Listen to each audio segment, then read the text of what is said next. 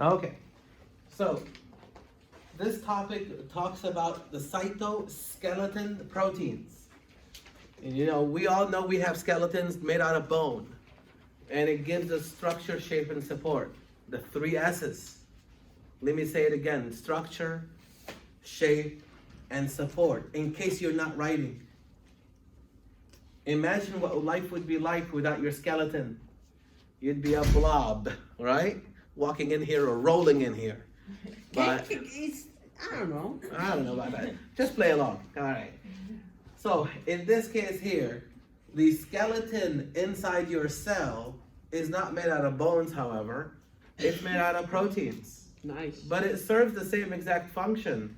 Structure, what were the other two S's? Shape and support. There you go. Good. There are three kinds of proteins involved in the cytoskeleton proteins. Cyto means cell. Skeleton is for the structure, shape, and support. And here they are: microtubules, microfilaments, and intermediate filaments. What does the word micro mean to you? Small. Small. Very good. A small tube. It looks like this again. It looks like a tube, and it's micro, small. Filament is like a hair strand. It's a filament. It's microfilament, so it looks like a hair strand. It's a protein, of course, but it looks like a hair strand. This is a protein that looks like a tube. Now these guys, the intermediate filaments, size-wise, if you're listening to the video, size-wise, they're intermediate between these two. Meaning, if you arrange these based on size, this would be the largest one, the microtubule. This would be the smallest one, the microfilament. And these would be in the middle.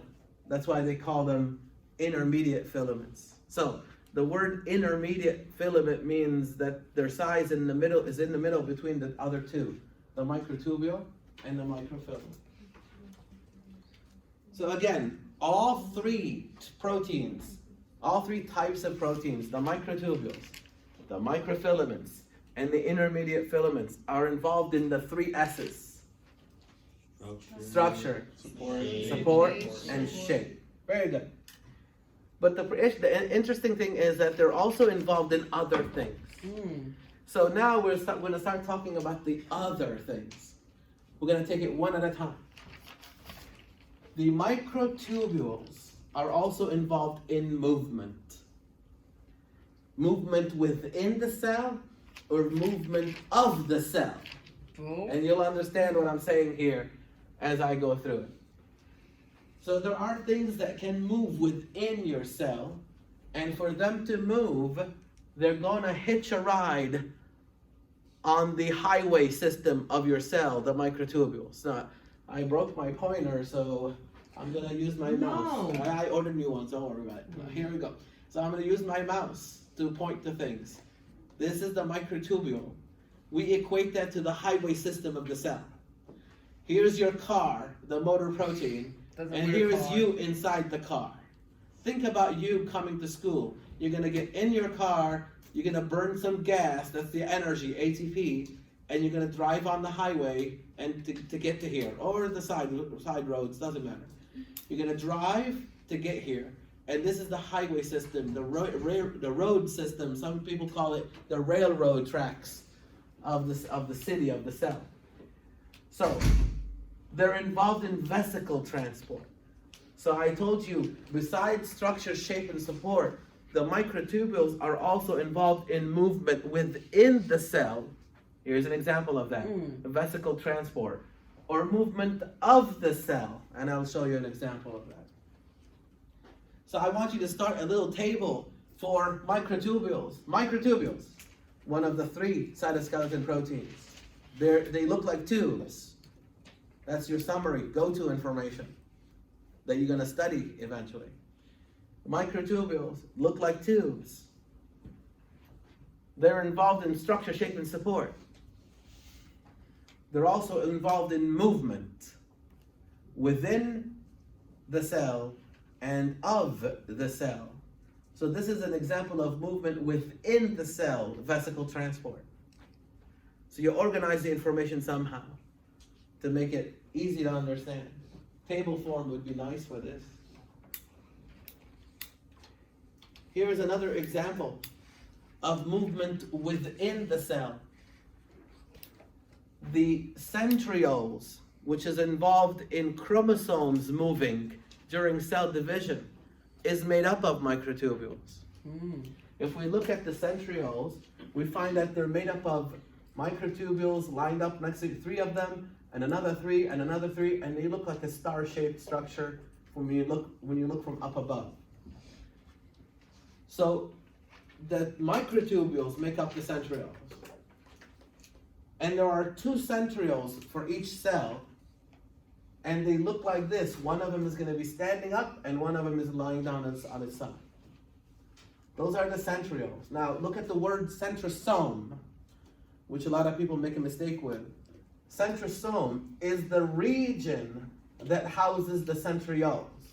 It's like your zip code of where you live. So the centrosome is the yellow area, is the region where the 2 centrioles are housed, because the words are so close to each other. And centrioles are made up of microtubules. Now, we have to think and understand what are centrioles involved in. They're involved in the movement of chromosomes during cell division. And we haven't seen that yet, but that's coming in chapter 12 and 13. So technically, microtubules are involved in movement here too, but of the chromosomes within the cell. So far, we said microtubules, structure, shape, and support. Microtubules are involved in vesicle transport, besides structure, shape, and support. Microtubules, because they make up the centrioles, they're involved in chromosome movement during what? Cell division. Very good. All right, let's go on. What else are they involved in? We find that the flagella of things like sperm, for example, is made up of microtubules. This is the example of movement of the cell itself. See, there's movement within the cell, the vesicle transport, and the chromosomes. But this is the movement of the cell, like sperm cells fertilizing the egg. So the flagella of sperm cells is made up of microtubules. Cilia is made up of microtubules. And we find cilia on things like paramecium and tetrahymena and things like that. We find cilia, like if you listen to the video, in the fallopian tubes for females. It moves the egg after ovulation. We also find cilia in our trachea in men and women to keep our lungs clean. And she talked about cilia in the eye, cilia in the kidney. There are different kinds of cilia. They're involved in different things.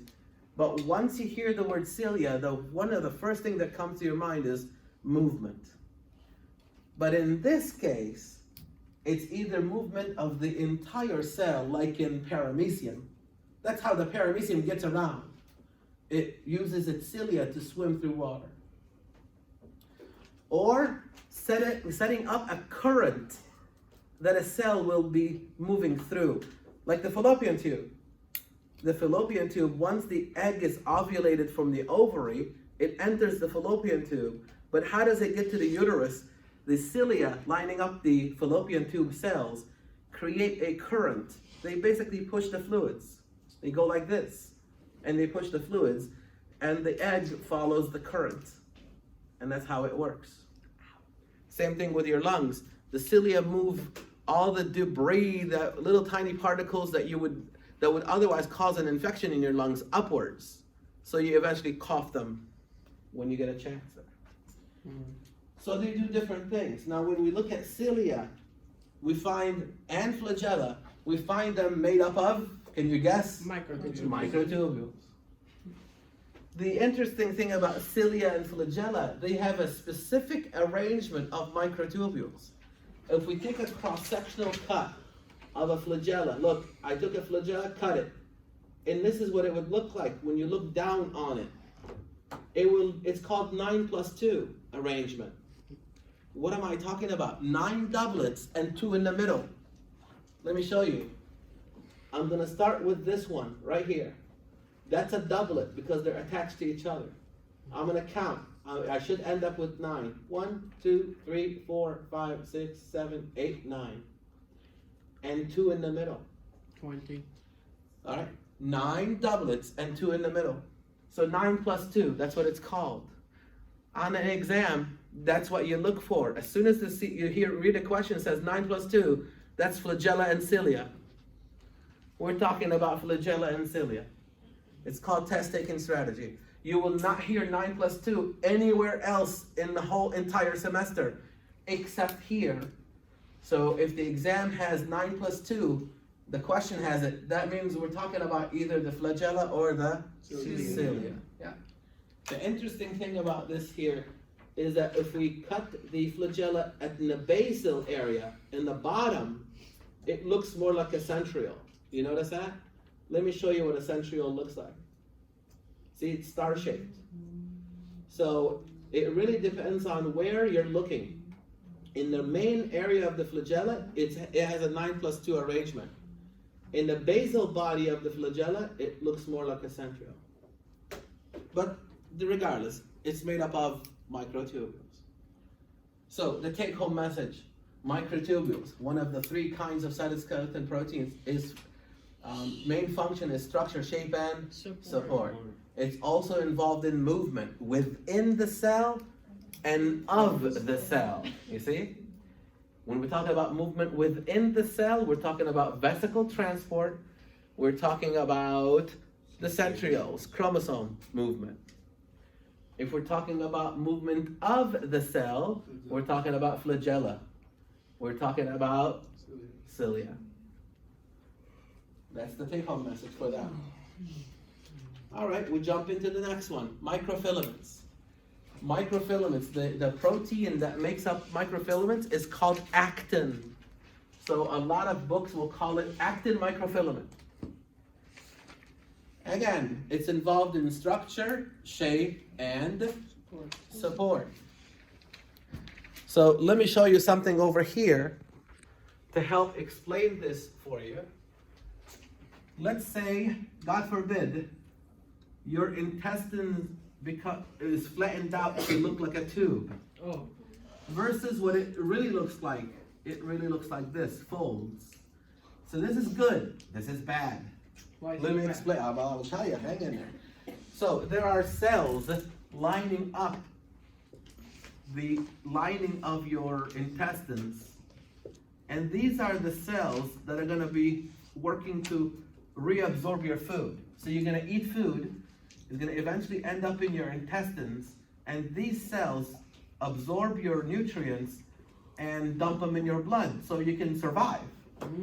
What happens here, however, is that most of the food near the cells are the ones that are going to be reabsorbed. If your intestines look simply like a tube like this, you'd be in trouble because most of the food will stay in the middle of the tube and cannot get to the cells for reabsorption, so you will lose them as waste.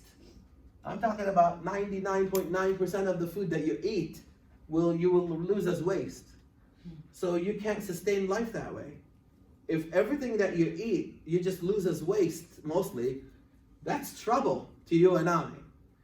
That would mean you would have to eat constantly. 3 in the morning, you're sleeping, but you're still eating. 4 in the morning, you're still sleeping, but you're still eating because you have to sustain your life if your intestines look like this. But thank God they don't. They actually look like this. They're folded. So that when you fold something like this, you increase surface area. And when you do that, you increase reabsorption. So the idea is that to get maximum absorption of your food, you're going to fold your intestines like this. And folding it increases surface area, increases nutrient reabsorption. Of course, you can still have some waste, but at least you're reabsorbing most of your nutrients. Why? Because you have reabsorption all the way through. You're gonna have reabsorption all the way through because you have increased your surface area. You'll still have some waste, but you will not have to the point where it's life-threatening for you. This is not good because this would imply that most of the food that you're eating, you're just losing.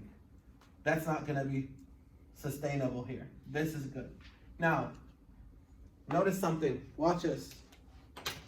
I have this document here. I'm gonna hold it in that shape. Watch. Look up here, please. Here it is. Notice that it's in this shape because I am holding it. I'm gonna let it go. Watch what happens. It falls apart. So that tells you something, hopefully. It tells you there's something in here holding it like that. The actin microfilaments. So the actin microfilaments are hair-like structures, and they are basically gonna be holding the structure together like that. It's keeping it in that shape. So this is a very good example of actin playing a role in structure, in shape, structure, and support. Because without the actin microfilament, it will flatten out like this, and now you're in trouble. So what this does again? It holds the structure in place to maximize surface area, to maximize absorption of your food. I mean, the microfilaments, like, they always do that? Yeah, but they do other things too. That's what I'm about to tell you. One of these is called a microvillus. Here it is in the picture in the PowerPoint. One of them is called a microvillus, but you see a lot of them, so we make it plural by removing the US and replacing it with I. So one is microvillus, multiple ones is microvilli. Just in case you see one of these two words on the exam, you know it's the same thing. Okay, so the summary so far for this is that actin microfilaments are obviously involved in structure, shape, and support. They're also involved in movement, just like the microtubules, but different kinds of movement. Every time you contract your muscles, it's an actin microfilament helping you do that. So your muscles contract by sliding the muscle, the actin and the myosin proteins, they slide against each other like this, and as a result, watch this, watch this. Let's say these are, my elbows are the boundaries of your cell. This is the length of your cell right now. When you slide the microfilaments, look at the cell decrease in size. You see it? You see it? Decrease in size? Let me show you, it increases in size. So as these slide against each other, your cell, your muscle cell decreases in size. And we call that contraction. As they do this, we call it relaxation. So let's do it the same thing over here, watch. Contraction, it moves my arm. Relaxation, it moves it back. So the actin microfilament is involved in your muscle contraction. It's involved in your movement. Every time you move, it's the actin microfilament helping you do that. Thank you. You're welcome. All right. Oh, I said to that microfilament. I know. All right, the next one is the amoeba. The next one is the amoeba, the formation of the pseudopodia. You saw the video, it's a beautiful video actually, because you can actually see it happening in front of you. No matter how much I explain it, watching it happen in front of you is much more powerful. But she's mentioned something. The pseudopodia will extend out as the actin filament grows. So as the actin filament lengthens in here, that's what pushes the cytoplasm to make a pseudopodia. So a pseudopodia is basically an extension of the cytoplasm. When the actin microfilament grows in length, how does it retract it? It retracts the length back, you see? As the actin filament grows in length, it produces the pseudopodia. As the actin filament decreases in length, it retracts it back. And that's how this guy gets around. So it's something like the amoeba, it uses pseudopodia. But actin filaments are involved in the formation of the pseudopodia and their retraction. So in the sense, movement of the amoeba. The video also showed you the chloroplasts mixing in the cytoplasm. Did you see that one? I kind of try to point to it with my arrow there. But that's called cytoplasmic streaming. The chloroplasts move in the cytoplasm of plant cells to get to an area where the sun is better. And it's called cytoplasmic streaming. It's the actin filaments doing this. It's kind of like, I always say, mixing the stew. Imagine you have a pot of stew and you go like this.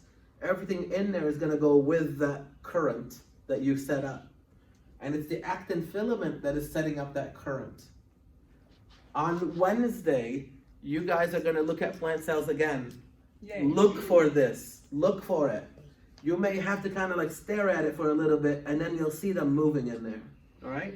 You may have seen it. You may have seen it already. You may have seen the moving the around. chloroplasts I need move. that sun, but Yeah. there's no sun. They will find it. They will find it. It's the light. All right. So now let's summarize this. The actin microfilaments are involved in structure, shape, and support. They're also involved in movement through muscle contraction, pseudopodia for the amoeba, cytoplasmic streaming. That's the summary of it. You read it, you learn it, you understand it, you summarize it. And that's how it's a go-to, it becomes like a go-to document. Your study guide becomes like a go-to document. Okay, intermediate filament, last one. Interesting thing about this, she mentioned something in the video that I think the way she said it was confusing to some students. So I'm gonna fix it for you here. The intermediate filament is not involved in movement.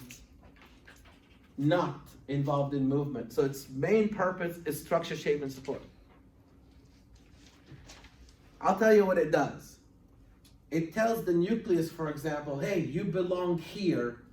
Let's say the nucleus belongs in this area right here. It will put the nucleus there and it will support it there. Right? You're not going anywhere because that's where you belong. All right, endoplasmic reticulum, you belong here, and I'm gonna support you here because you don't move. So it supports cellular structures that are designed not to move. The nucleus, you don't want the nucleus moving around on you. Why? Because it would be bad for you, all right? You want the nucleus to be in one spot. You don't want it to move around on you. It's designed to stay put. And who keeps it put? The intermediate filaments. The mitochondria moves around, and that's what it's designed to do. It moves around. The lysosomes move around, so the intermediate filaments have nothing to do with them. So listen to it. The intermediate filaments anchors organelles in place, the ones that need anchoring. If the organelle is designed to move around, then the intermediate filament will have nothing to do with them.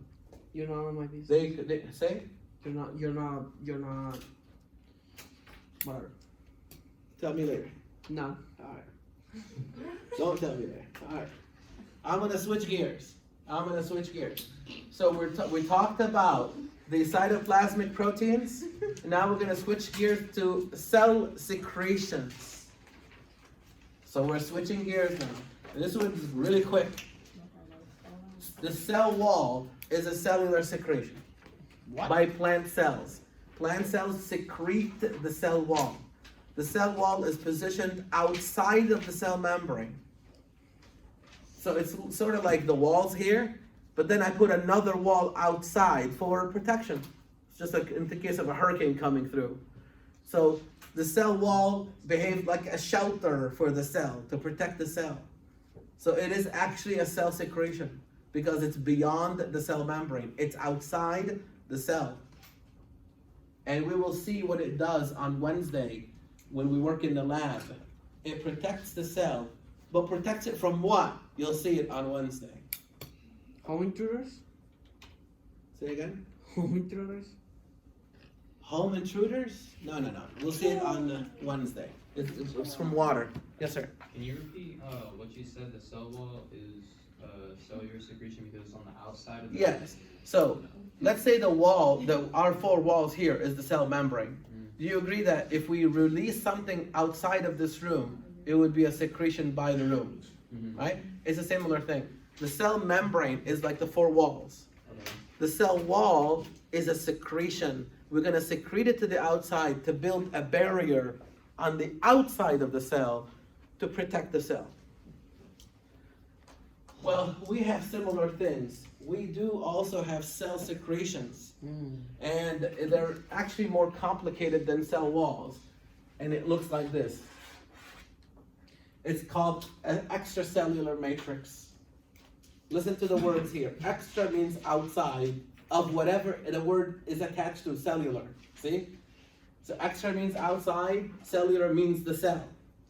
So something that's outside the cell. Well, what is it? A matrix.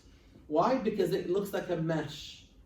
It's made up of a collection of proteins and sugars intertwined into each other. It looks like a mesh. So it's called an extracellular matrix. Our cells produce that. Yes, It sir. looks like barbed wire. It does. Mesh, barbed wire. Very good.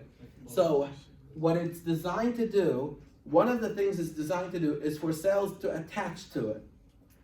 So it's like a scaffolding. When you go make an organ is a collection of cells attached in a certain arrangement to make the organ. Well, it uses the extracellular matrix to build that organ. So cells attach to each other and to the extracellular matrix to create the organ. Yes, sir? What does matrix mean? Matrix is like a mesh, like a network of things. Yeah. What would happen if you were to replace the extracellular matrix with cell walls? Can't answer that question because we don't have that. We don't have cell walls. So I don't know. I can't answer that question. But I can tell you what would happen if the extracellular matrix is defective. You'd be in serious trouble. All right, we'll talk about it. All right, the extracellular matrix is designed for cells to attach to it, number one. That's adhesion, attachment.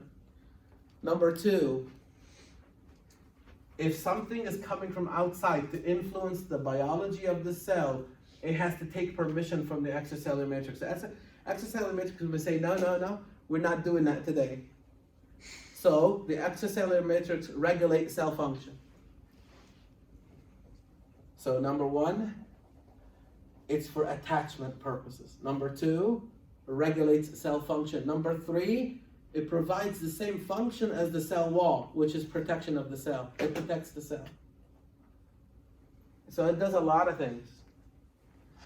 Can you repeat that? Yes, the extracellular matrix is designed for, number one, cells to attach to it. Cells to attach to. What does that mean? The cell attaches to it. If you don't have this, the cell will fall apart. That's exactly what it Yeah. means. Cells attach, okay? Number two, listen to me please. Number two is for cell regulation. It tells the cell, it gives permission for those things that want to influence cell function to either influence it or not. So it regulates cell function.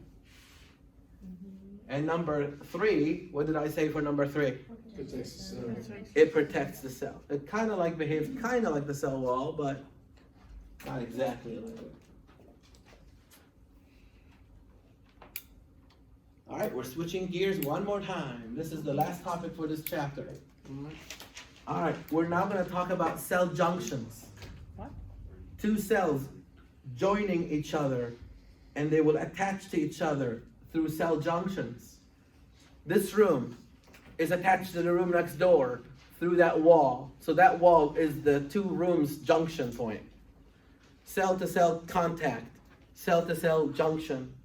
Now, when we're talking about two plant cells, listen to me please.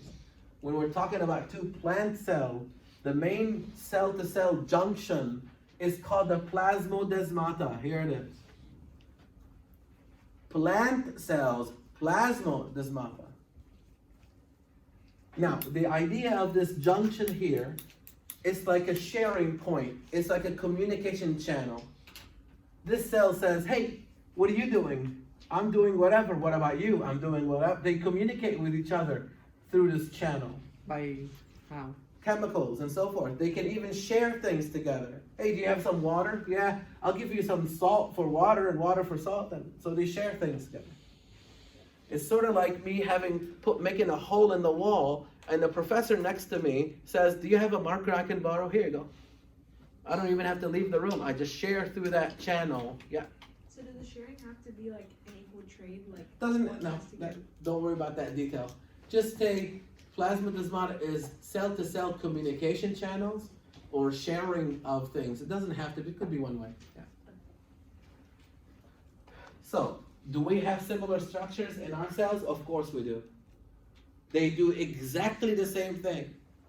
They allow two cells to communicate with each other or share things with each other. But they don't call them plasmodesmata because plasmodesmata is for plants. Get it? Plasmodesmata is for plants. Get it? It's called gap junctions. I don't know why they changed the names, but they do.